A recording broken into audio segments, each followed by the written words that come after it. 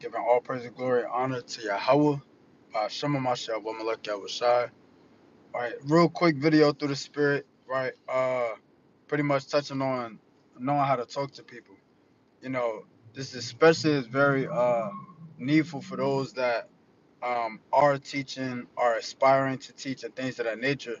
You know, knowing how to speak, engage, your audience, the sheep, etc., is a fire tool and a skill actually to have, right? It's not something that is, just natural, so to speak, unless the Lord just, bless you with that gift, right? I'm gonna get a preset real quick just to start it off. This is Isaiah. I'm gonna start at chapter 3 and verse 1.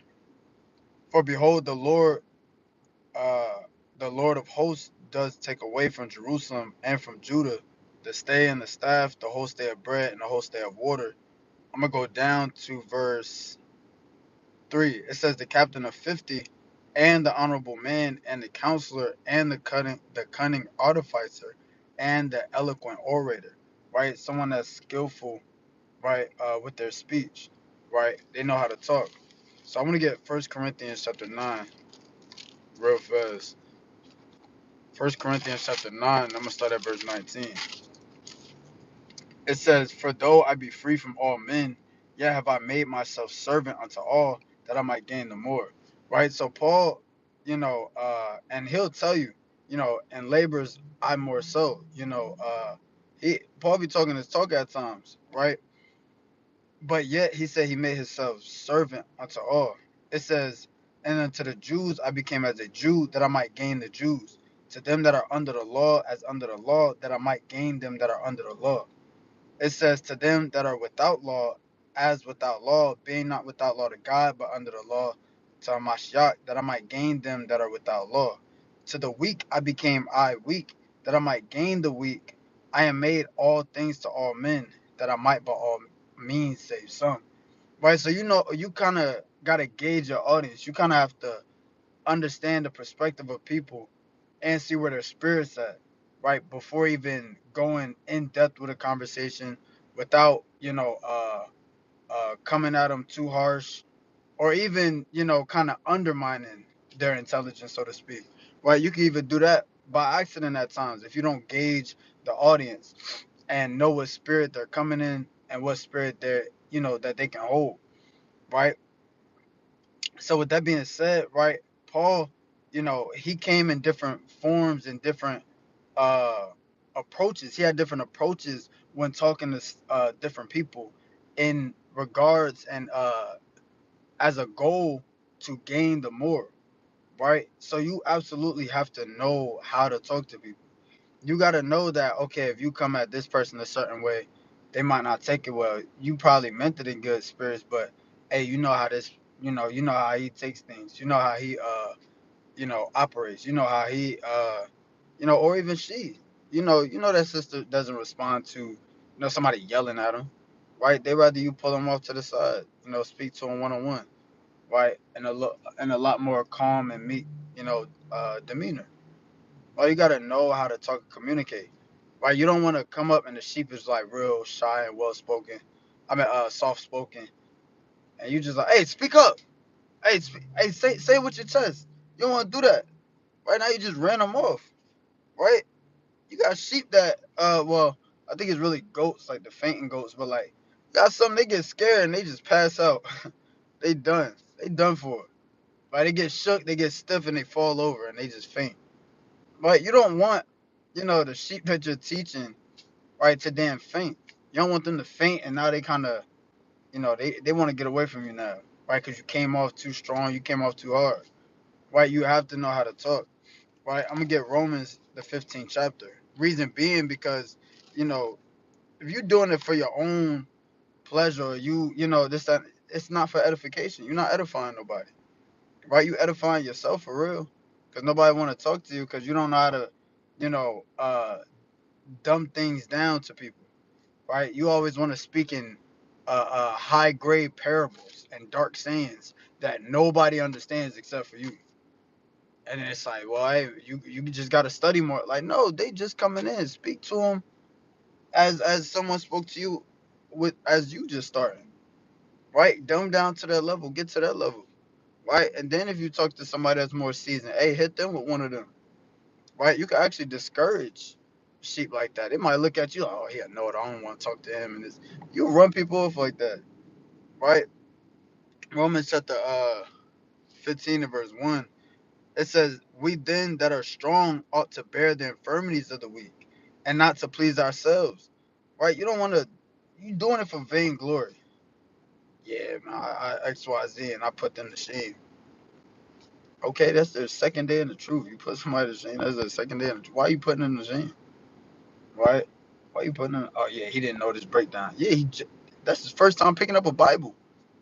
Right? Give him a lesson or give him something that, he could eat off of. Give him some milk first. Right? You want to jump straight into this is first time teaching a brother here, Israelite, and you jumping into Revelations, the 12th chapter. Or you trying to get him to understand the the seals and the trumpets. You wildin'. Having them break down Daniel the second chapter. You know what he's going like no. Make a conversation, in season. Let it be in season. Right? It says, for even Hamashiach pleased not himself, but as it is written, the reproaches Salat, verse 2. Romans 15 and 2. Let every one of us please his neighbor for his good to edification. Right? So you're doing it for the purpose of edification. You want these brothers or sisters to be edified right through your speech. If you can't uh allow your words and your conversation to be flexible, and you don't know how to, switch it up, but staying in the spirit and stuff like that. But switch up your whether it's your lingo, your vocabulary, your to make it understandable for people. You're not the edification might not get through. Not everybody talk you go out to work, somebody asks you a little something something about, about what you believe or this, that, and the third, and you hit them with, oh, has thou not has thou not heard? Bro, just be like, oh, like just talk regular. You know what I'm saying? You trying to speak in King James version, 25:8. You know, that's for vainglory, right? It's for the purpose of edification, right? It says, for whatsoever things were written aforetime were written for our learning, that we through patience and comfort of the scriptures might have hope. Not of God of patience and consolation, grant you to be like-minded one towards another, according to Mashiach Yahushai, that ye may with one mind and one mouth glorify God, even the Father of our Lord, Mashiach Yahushai. Now, let me get this quick precept. Oh, First Thessalonians, chapter 5 and verse 1. Nah, Salakia. 14. It says, now we exhort you, brethren, warn them that are unruly, comfort the feeble-minded, support the weak, be patient toward all men. So also in your conversation, right, when you talk to people, you want to be patient, right? Don't sit there and try to listen, and then right when they say something, just one small something that you disagree with, you jump in to cut them off. The Bible said this, that, and the third. That's crazy. Oh, the Bible says this, that, and the third. Oh, that's off, and this. Hear them out all the way, right? Gain the understanding. Okay, that's why you believe that. Oh, why do you, right? Gauge in a conversation for real. That's what communication is. You're gauging their understanding, and then you respond, right? Not just, oh, if that you wrong and this, that, and that. Nah, just be like, okay, I see why you would say that, but let me show you this, right? That's far. That's a communication skill.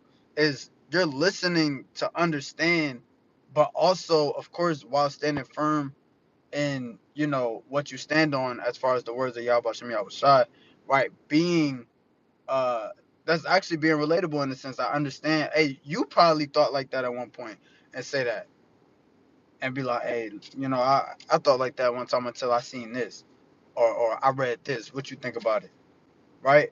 Communication is key. You gotta know how to talk to people, man.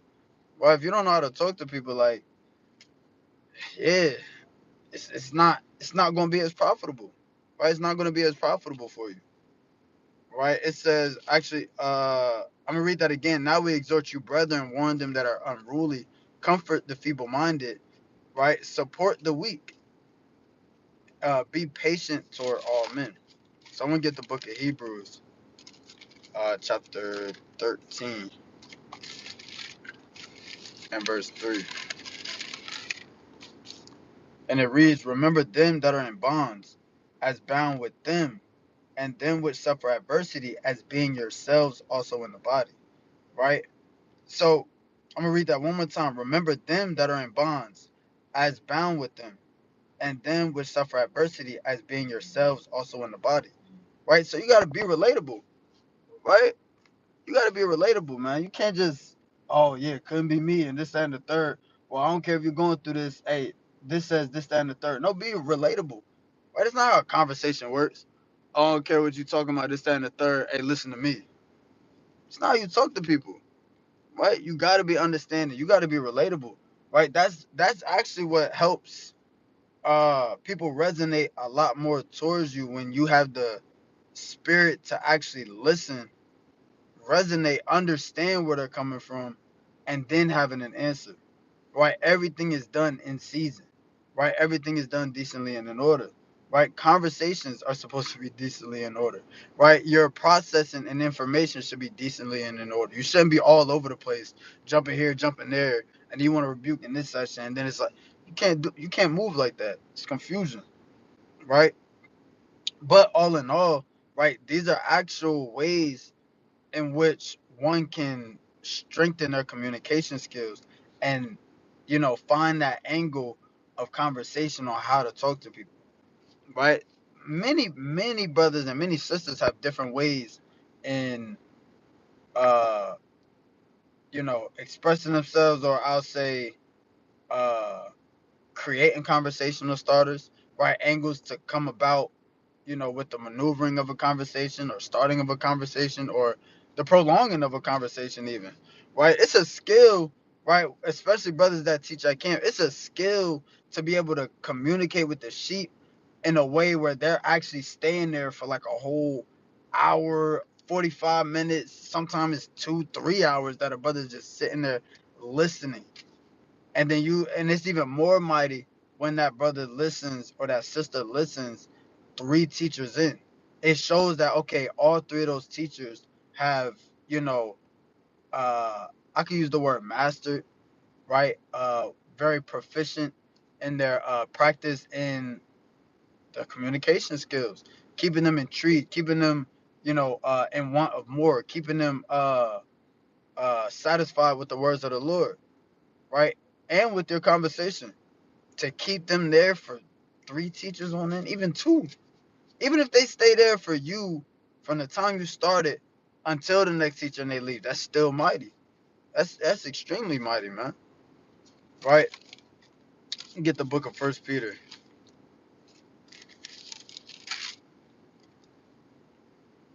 chapter 3 and verse 8. It says, "Finally, be ye all of one mind, having compassion one of another. Love as brethren.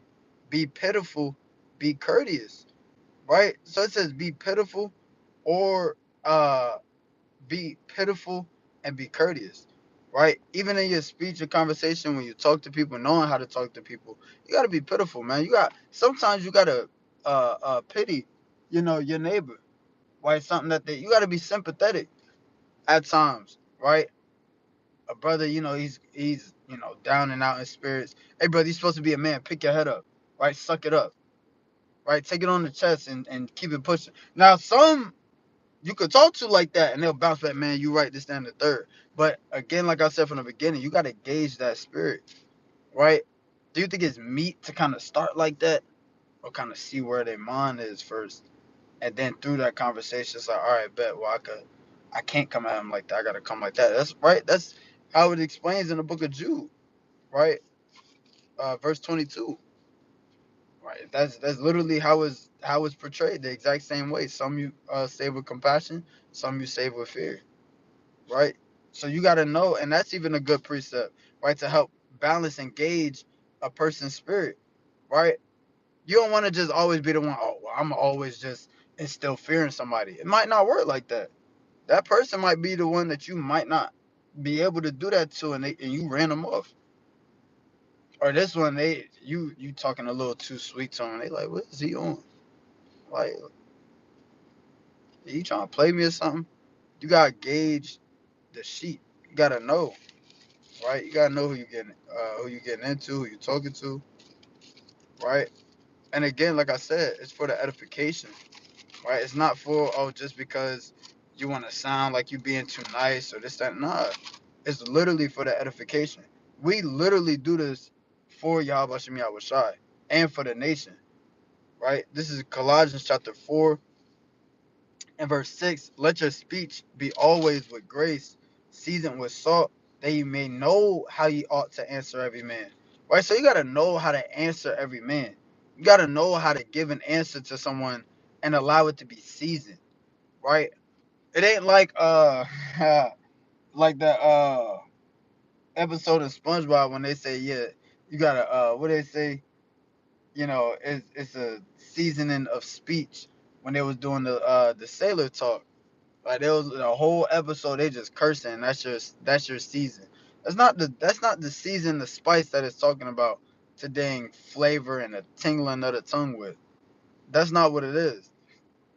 Right? Knowing how to respond, knowing how to gauge a brother or sister's spirit in order to give them a fruitful answer.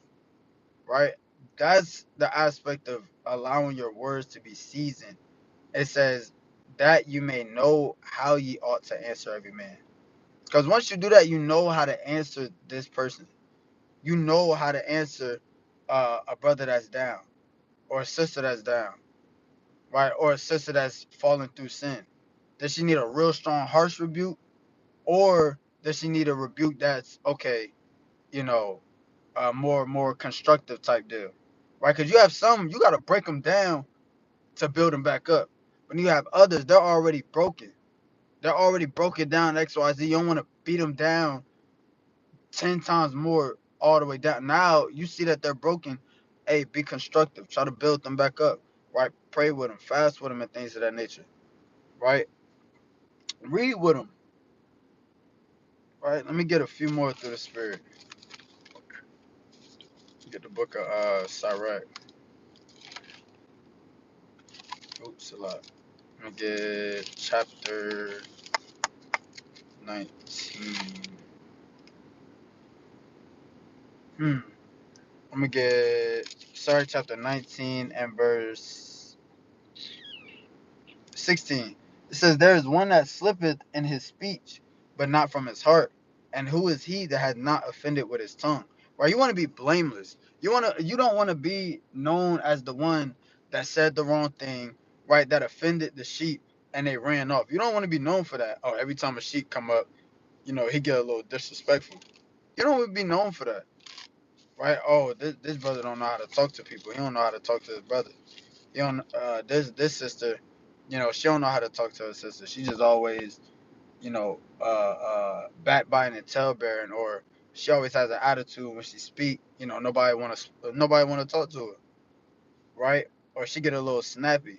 There's times where she get a little snappy, and people stay out her way, right? You don't want that type of look on you, right?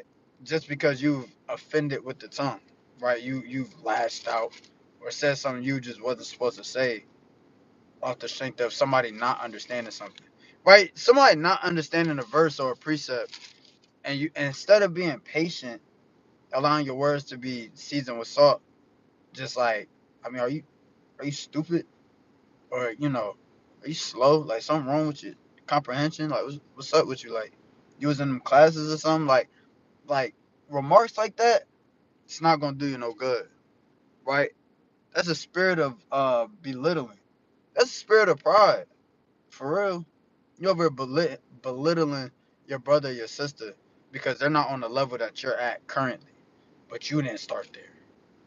That's hypocritical. You didn't start there, but yet you're passing a harsh criticizing about them, right? You clearly don't know how to talk to people if you do that, and that skill you gonna have to increase that skill some way or another, because it's not in the spirit of edifying, and it's not in the spirit of gaining the more, right? You're gonna lose the more, right? This is the book of Sirach, chapter 4 and verse 24. It says, "For by speech wisdom shall be known, and learning by the word of the tongue." Salat. I'm gonna jump up to verse 23. It says, "And refrain not to speak when there is occasion to do good, and hide not thy wisdom in her beauty. For by speech wisdom shall be known." Right. So even how you talk to people, right, and then your conversation on how you talk to people can actually magnify wisdom, and it can show forth the type of wisdom you actually have too, right? People probably got that before, where it's like somebody actually complimented you on the aspect of how you speak, how you deal with people, how you talk to people, whether they're in the truth or worldly.